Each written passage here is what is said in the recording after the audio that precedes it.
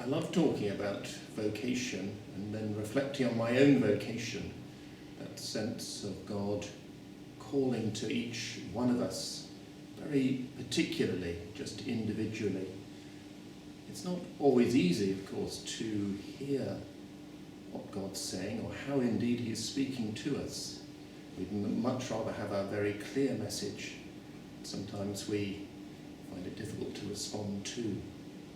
That was certainly in my case. I think I had my own plans and didn't really want to listen to what God was saying.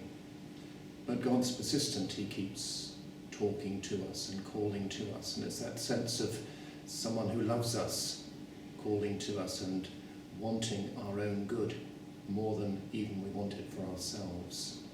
So how I've come to understand vocation is that sense that God calls us through our baptism to a life of holiness and following Christ.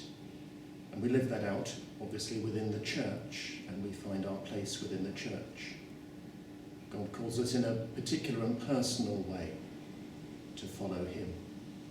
He calls us also to a way of life, perhaps to the priesthood, to the religious life, to marriage, to the single life. It's how we're truly going to become ourselves and give ourselves totally in response to God's total love for us. And obviously we can also think of our work, our career, where we give our energies to.